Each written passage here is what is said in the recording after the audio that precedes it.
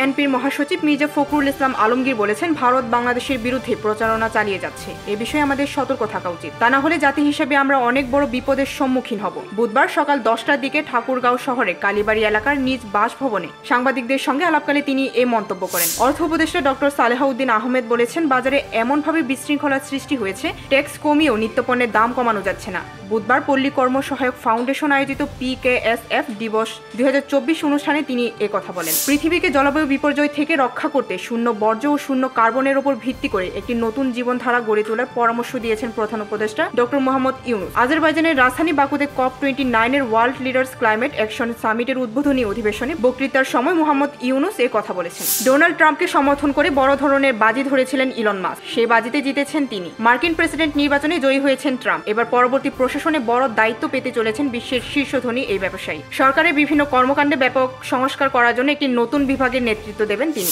Australia সিরিজে দেখা গেছে পুরনো শাহিন শাহ আফ্রিদিকে 3 ম্যাচে 12.62 ঘরে নিয়েছেন 8 উইকেট। তাতে আইসিসি ওয়ানডের বোলারদের র্যাঙ্কিংয়ে 3 ধাপ এগিয়ে 1 নম্বরে ফিরছেন এই পেসার। অভিনয়ের সুযোগ দেওয়ার নামে অনেক যৌন হয়রানির ঘটনা প্রকাশ্যে এসেছে বলিউডে। এবার কথা বললেন ছোট পর্দার অভিনেত্রী রাশমি দেশাই। যদিও আগে এই বিষয়ে কথা বলেছেন তিনি, নতুন এক সাক্ষাৎকারে আবারও এ প্রসঙ্গে কথা বলেছেন দেশাই।